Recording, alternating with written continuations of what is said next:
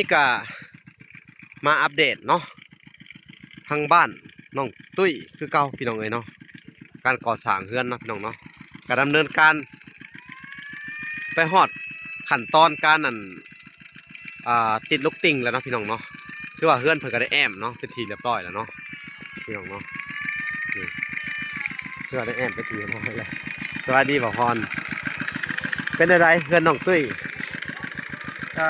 ใกล้จะแล้ว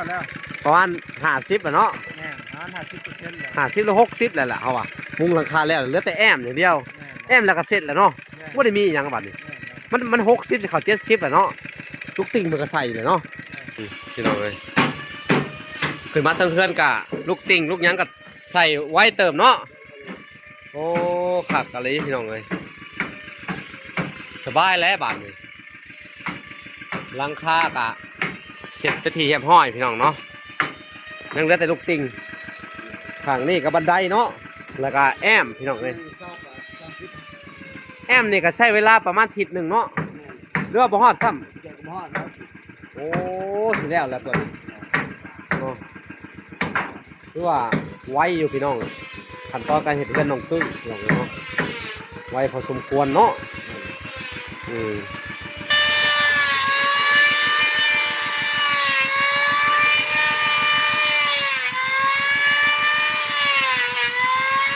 เรือเพิ่นกบไม่เส้นผาพี่น้องเลย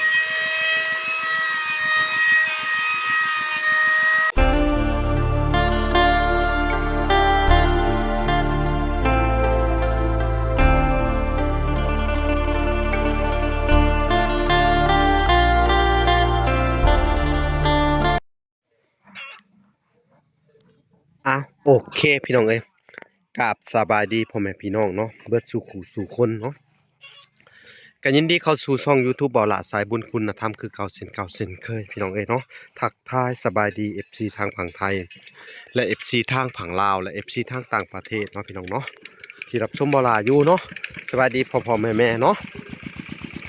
อยู่ทางเมืองนอกเมืองนาพี่น้องเอ้ยเนาะมื้อนี้ก็มาอัปเดตเนาะทางบ้านน้องตุ้ยคือเก่าพี่น้องเอ้ยเนาะการก่อสร้างเฮือนเนาะพี่น้องเนาะการดำเนินการไปฮอดขั้นตอนการนั่นติดลูกติ่งแล้วเนาะพี่น้องเนาะคือว่าเฮือนเพิ่นก็ได้แอมเนาะเป็นทีเรียบร้อยแล้วเนาะพี่น้องเนาะคือว่าได้แอมเป็นทีเรียบร้อยแล้วสวัสดีบ่าวพรเป็นอะไรเฮือนน้องตุ้ยใกล้จะแล้วประมาณ50อะเนาะแน่ประมาณ50%แล้ว50หรือ60แล้วล่ะเฮาว่ามุงหลังคาแล้วเหลือแต่แอมอย่างเดียวแอมแล้วก็เสร็จแล้วเนาะบ่ได้มีหยังบัดนี้มัน60จะเข้า70แล้วเนาะลูกติ่งมันก็ใส่เลยเนาะคือว่าโอเคได้บ่พรเพิ่นก็เฮ็ดใช้ได้อยู่เนาะงามอยู่พี่น้องเอ้ยเนาะแนมเบิ่งทรงมันน่ะหลังคาพี่น้องเอ้ยเนาะแต่ว่าบางเทื่อมันแบบไม่เป็นเนาะมันเป็นประเภทไม่เป็นแล้วเฮามามันอยากเด้งมันน่ะมันก็มีบิดเบี้ยวแน่นอนนึงพี่น้องเอ้ยก็มีเนาะเป็นประเภทเสาก็มันส่วนหลายมันไม่สดๆเลยเพิ่นตัดมานี่นะต้นไม้เป็นพี่น้องเอ้ยตัดมาแล้วมาวางไว้บ้างเลยถ้าเฮาบ่ไว้ดีๆนี่เสากงได้ไม้มันสิบิดไปตามสภาพการเนาะประเภทไม้เส้นไม้หยังก็คือกันพี่น้องเอ้ยเนาะมันก็อยากเฮ็ดยากแน่เนาะพี่น้องไปเบิ่งอันน่ะทางเฮือนเพิ่นเลยพี่น้องเนาะโอ้โตพี่น้องเอ้ยเดี๋ยวเฮาจะขึ้นไปเบิ่งข้างเทิงก่อน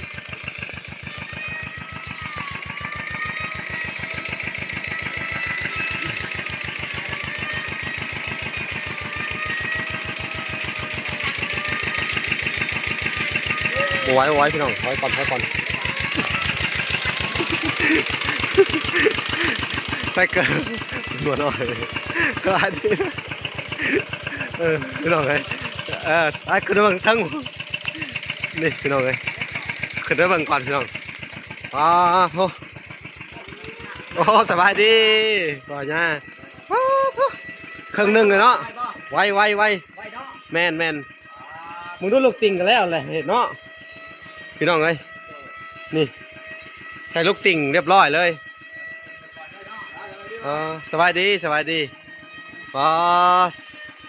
สื้อผ้าเพิ่น เ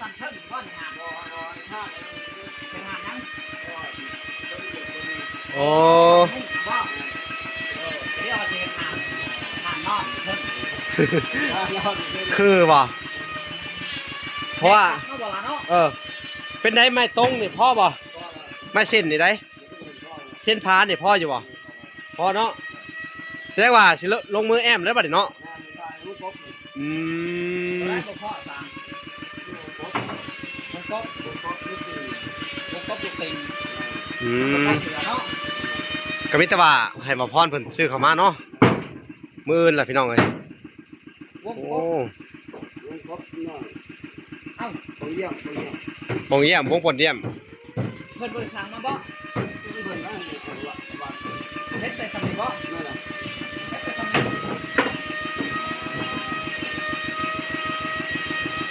เดี๋ยวเพิ่นก็สิสั่งมามื้อนเพิ่นกำลังเฮ็ดอยู่แม่นเพราะว่าเพิ่นน้ำบ่ที่ว่าย่าไปสั่งเตียงนั่นแหละเพิ่นเฮ็ดน้ำบ่ทันก็เลยเอาตัวนี้มาก่อนพี่น้องเอ้ย แต่ก็มีจังหวะนั้นน่ะแหละเนาะบ่ล่ะเนาะ แม่นพี่น้องเอ้ยขึ้นมาทั้งเพื่อนกะลูกติ่งลูกหยังก็ใส่ไว้เติมเนาะโอ้คักอะไรพี่น้องเอ้ยสบายแล้วบาดนี้หลังคากะเสร็จไปทีเรียบร้อยพี่น้องเนาะยังเหลือแต่ลูกติ่งข้างนี้ก็บันไดเนาะแล้วก็แอมพี่น้องเอ้ยแอมนี่ก็ใช้เวลาประมาณอาทิตย์หนึงเนาะหรือว่าบ่ฮอดซ้ำ โอ้สิแล้วตัวนี้โอ้คือว่าไวอยู่พี่น้องขั้นตอนการเห็ดเพื่อนน้องตึ้งอย่างเนาะไวพอสมควรเนาะนี่พี่น้องเลยมึงอันนี้เห็ดนะตัวนี้โอ้อันน่ะใส่เส้นผาเส้นผาพี่น้องเลยเนาะแอมแล้วก็พอเบิ่งได้บาทนี่เนาะโถ่มันแก่นแล้วพี่น้องเลยบาทนี่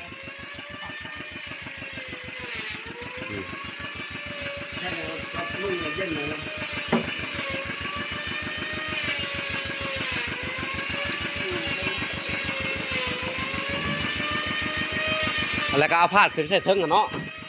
มาใส่ตัวนั้นเนาะล้อท่าแต่วงกบมาสั่นซะวงกบหน้าต่างวงกบปวดเยี่ยมน้ำหาปองเนาะใส่บ้าง1 2 3 4 5เนาะเออคือ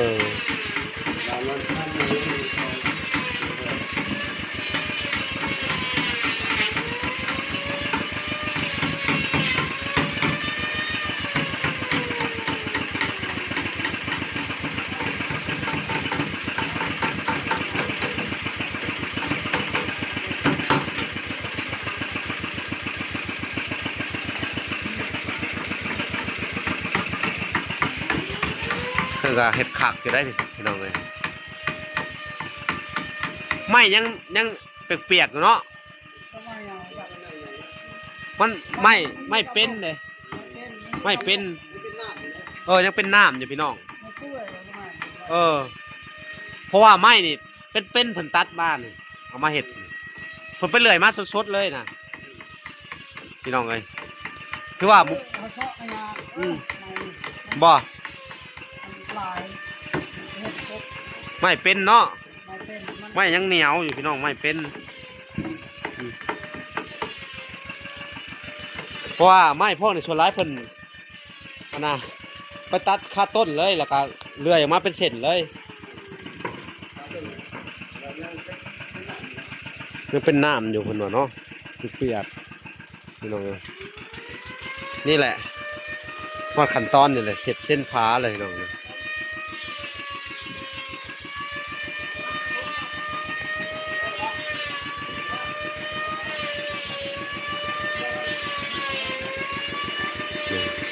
บริเวณหอบเพื่อนเพิ่นพี่น้อง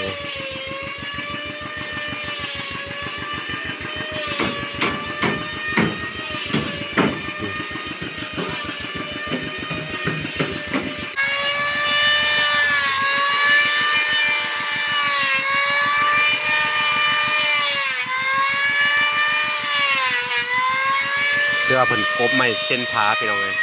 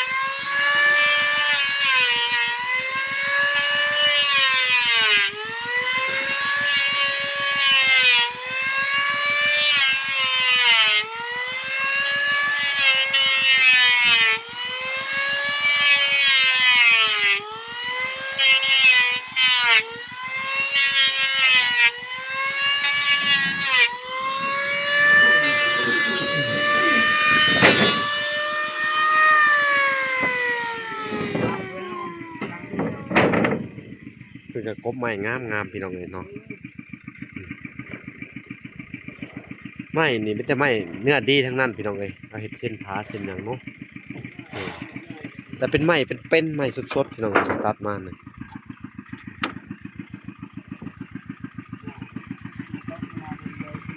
กบเป็นอันใดกบ ได้มันส่งตาม โอ้ ตอกไปเด็กๆมีส่งทางเดียว โอ้แล้วมันกินข้างเดียวเนาะ ทางเดียว เนี่ยจ้ามาเย็นๆก็เดี๋ยวหน่อยโอ้จ้าพี่เป็นงานตากันเป็นยาวอยู่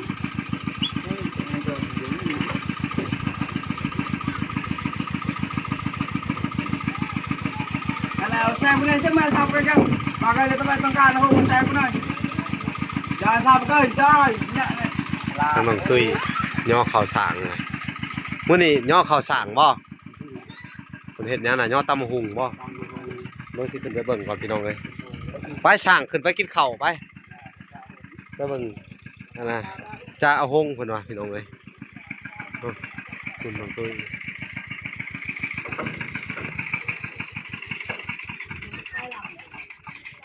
ปิดไฟฟ้าก่อนเพิ่นว่าน้องตุ้ยเพิ่นก็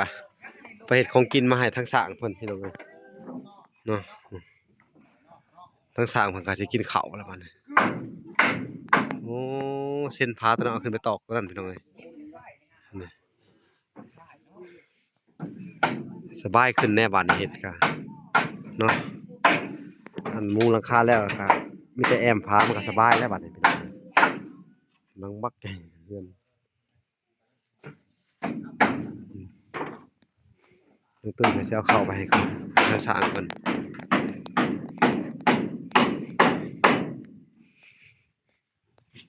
สบายดีนะตุ้ยเอาข้าวให้สร้างบ่เฮ็ดหยังให้สร้างกิน ยังนะฮะได้ยังนะฮะ บ่วงจ้าเอาหง เจ้าห้อง เออจ้าบักเอาหง เดี๋ยวสิขึ้นไปเบิ่งพี่น้องเอ้ยมาเบิ่งสร้างเพิ่นรับประทานอาหารเที่ยงพี่น้องเอ้ยโอ้ฮ้อน มากินข้าวนะ โอ้เลยโอ้เพิ่นเอาหงให้กินมื้อนี้เนาะ เจ้าห้องเจ้าห้อง แซ่บเนาะเจ้าปลาห้อง ทั้งสร้างเพิ่นก็พี่น้องเอ้ยจะเอาหงก็เพราะว่าทางอันหมอพรเพิ่นเนาะอันขาดโตพี่น้องจ้าขาดโตเนาะสร้างก็ส่วนหลายนี่กินหยังสร้าง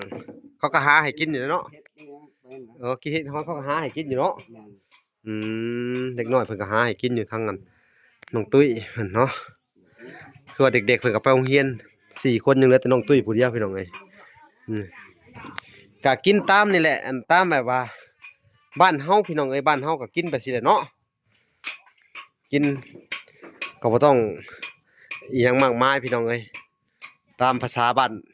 เฮาพี่น้องเอ้ยตามชนบทเพิ่นสิกินเฮ็ดกินฮ้อนช่วงนี้ก็เฮ็ดออกหลายเนาะสร้าง อืมเบื่อแล้วบ่เฮ็ดฮะ เรือมันสุรายมันกินเลือดแสบ โอ้กินบ่อยากแซ่บ กินมือ กินคู่มือหลายก็เบื่อเด้อเนาะ กัน บ่หุงนี่บ่เบื่อเด้อเนาะเฮาว่าเนาะ หากินเนี่ย อืม แต่ว่าเป็นเดือนนะ บ่หุงนี่ได้ จะอยาก อืม อยากน่าจะกินวันจันทร์นะ เออเฮ็ดก็สิเบิดแล้วบัดนี้เนาะ ยังไม่หมดแล้ว บ่เบิดง่ายยังพอได้กินเนาะ โอเคมันออกเลย ออกคู่มือแสดงว่าเฮ็ดนี่ขออนุญาตถามเนี่ยบ้านเจ้านี่หลายอีหลีเด้อยอมรับ ตายแล้ว มีทุกต้นทุกก้อเนาะไปเลาะเบิ่งน่ะ เดี๋ยวนี้หันกันมันอยากเศร้าเลยค่ะมันองตามเห็นสีอ่อนๆนะ อืม ตามปงตานั่นมัน ฮัลโหลยังพอได้กิน คนได้กิน อืม กระซอยสิแล้วมันบ่อยากงามเลยมันอยากบานเลย เป็นบ้านเลย บานแล้ว แสดงมันเฒ่าทิ่มหลายเฮ็ดกันเนาะ ไปทำหลายมัน ยอมรับว่าบ้านเจ้านี่อุดมสมบูรณ์ในเฮ็ดหอนเนาะสุดยอดเลยเที่ยวเลย แสดงว่าอายุของมันบ่หลายบ่ยืนนะมันว่าแต่12ชั่วโมงแล้วมันจะเฒ่าแล้วนะ เฮ็ดนี่ได้ เนาะ24ชั่วโมงแล้วตัวมันเฒ่าก็เฒ่าเลย อื มือหนึง มื้อหนึงกับอันคืนหนึงเนาะเฮ็ด อันมือหนึงก็คืนหนึงแล้วมันอยากกินบ่อยากได้โลด มันอยากเปื่อยแล้ว เพราะ เนาะ ว่าแต่14ชั่วโมง12ชั่วโมง อืม เท่านั้น เฮ็ด แต่ว่ามันอยากเป็นว่าทำแต่5โมง6โมงวะ6โมงก็แจ้งแบบนี้ก็ว่าซ้ายๆแล้วมันจะเฒ่าโลด โตมัน บงแต่บ่ทันค่ำมันจะเฒ่าโลด มันบานแล้วมันก็เหี่ยวลงเนาะมันแก่ตามสภาพ มันอายุสั้น โดเฮ็ดอายุสั้นพี่น้องเอ้ยเนาะก็มีแต่ว่ากินหลายแล้วก็เบื่อเฮ็ดก็ได้เนาะ เบื่อ บ่ได้เฮาบ่ได้เฮาบ่มีวิธีถนอมอาหารไว้ถนอมเฮ็ดไว้เฮามาเฮ็ดเอาผสมปลาแดกไว้แล้วเอาไว้แกงใส่หน่อไม้ตกแรงบ่ เฮ็ แซ่ ด บ ก็ได้บางคนก็เฮ็ดบางคนก็บ่ได้เฮ็ด อื เฮ็ด ม แบ่งนะแต่เฮ็ดนี่มันเอาแต่ละรุ่นน่ะแต่ละอัน อืม ที่ว่านี่ กินทั้งปีเนาะเฮ็ดเนาะ เฮ็ดดินนี่มันเริ่มเฮ็ดปงอีได้มันออกเฮ็ดปง นะโอ้เฮ็ดตัวได้แซ่บแน่ เฮ็ดปงแล้วแซ่บ เฮ็ด ย ปง อดเฮ็ดแล้ว เฮ็ดลังแหล่ เฮ็ดลงแล้วบ่เนาะ บ่แซ่บเฮ็ดไข่มันเป็นอะไรเฮ็ดไข่นี่ เฮ็ดไข่แล้วเฮ็ดปงเฮ็ดไข่ โอ้ เฮ็ดไข่ โดยอืม เนาะเอา เฮ็ดไข่ครับ เป็นความสร้างเพิ่นพี่น้องเอ้ยเนาะโอเคพี่น้องเอ้ยเฮาก็สิไปอัปเดต อันทางหัวสวนอีกทีหนึงพี่น้องเอ้ยเนาะสิไปอัปเดตเบิ่งสวนอีกทีหนึงพี่น้องเอ้ยเนาะหลังจากบ่ได้อัปเดตนนเติบแล้วพี่น้องเอ้ยป้ามารอบนี้พี่น้องเอ้ยกกข้าวโพดเพิ่นใหญ่ขึ้นแล้วเนาะกกกล้วยก็เขียวงามอุ่มทุ่มพี่น้องเอ้ยนี่อ๋อโธ่กกข้าวโพดพี่น้องนี่ข้าวโพดแล้วก็ผักบุ้งพี่น้องเต็มเบิดเลยนี่แถวนี้สำสิกินผักบุ้งอ่ะพี่น้องเอ้ยดินก็ยังสุ่มอยู่พี่น้องเอ้ยแต่กกกล้วยติดคักติดแน่พี่น้องเอ้ยนี่กกกล้วยที่ปลูกไว้นี่พี่น้องเอ้ยรับรองว่าปีหน้านี่ได้กินหมากแน่นอนเลยพี่น้องเอ้ยมะคุงเพิ่นพุพี่น้องเอ้ยมะคุงก็ติดแหละพี่น้องนี่มะคุงก็ติดแหละถือว่าสวนเพิ่นกว้างเนาะพี่น้องเนาะทางนั้นเพิ่นก็ขุดคูไว้ปลูกผักจักหน่อยเพิ่นสิลงพี่น้องเอ้ยเนาะฮอดเดือน11อากาศเย็นลงแล้วก็ปลูกผักกาดผักอันนี้พี่น้องเอ้ยปลูกง่ายมักถั่วแตงปลูกง่ายพี่น้องอากาศฤดูนั้นเนาะนี่มะคุงพี่น้องเอ้ยเพิ่นก็ปลูกไว้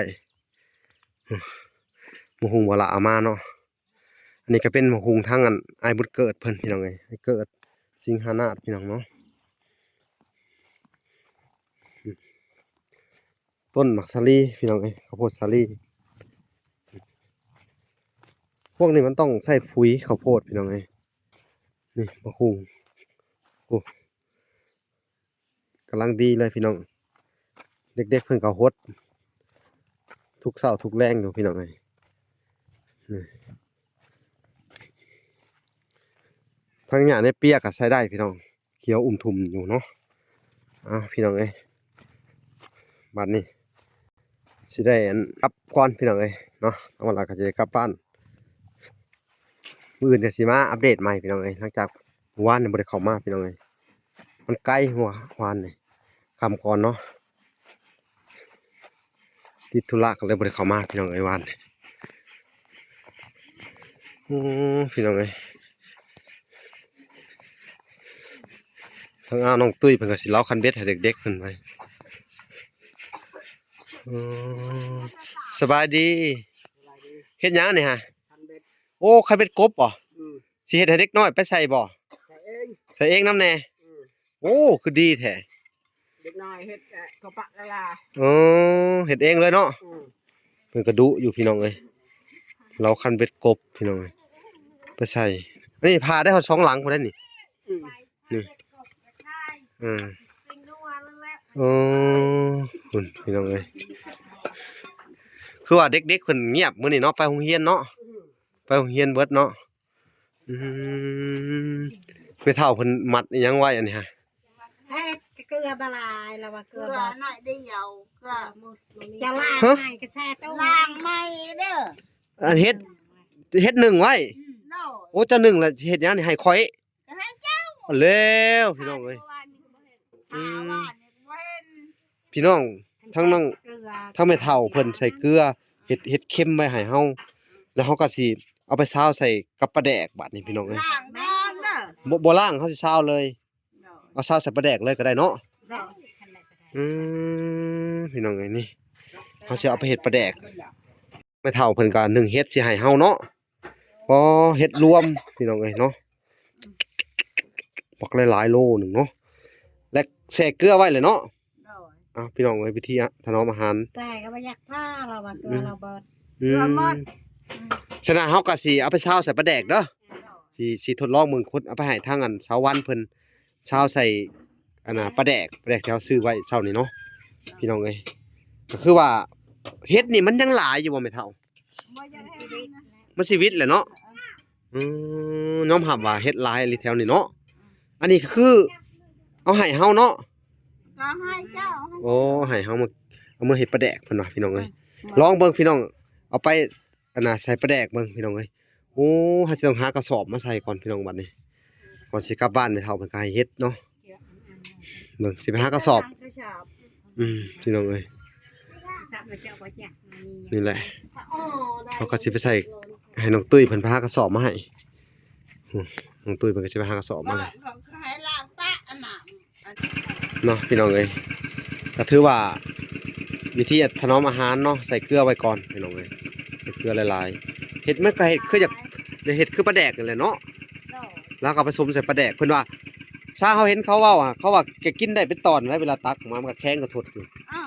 เนาะ แทง อืมแล้วเขาก็มาล้างแล้วก็แกงใส่หน่อไม้เนาะตักใส่แกงหน่อไม้ไว้พี่น้องเดี๋ยวนี้โอเคพี่น้องเอ้ยเนาะเฮาก็สิได้อันน่ะขอบใจเด้อไปเฒ่าเด้อ เนาะ น้องวลาก็สิได้กลับก่อนพี่น้องเอ้ยบ้านนี้เนาะอันน่ะ เนาะอันนั้นเนาะ โอ้น้องตุ้ยเพิ่นก็ใส่กระสอบให้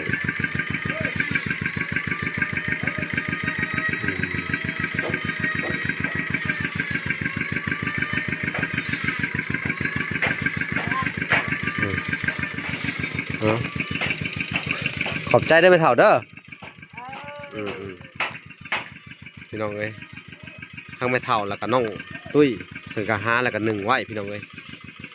เขาก็สิได้เอาไปผสมกับปลาแดกเนาะเอาไปทดลองเบิ่งบ่เคยกินจักเทื่อพี่น้องเอ้ยเอาโอเคคลิปนี้พี่น้องทั้งเวลาก็สิได้เดินทางกลับก่อนพี่น้องเอ้ยเนาะเอาพี่น้องเอ้ยถืออีหยังมาให้อีกละบาทนี่กำลังสิกลับบ้านบ่ย่าเนาะ ยังนะฮะ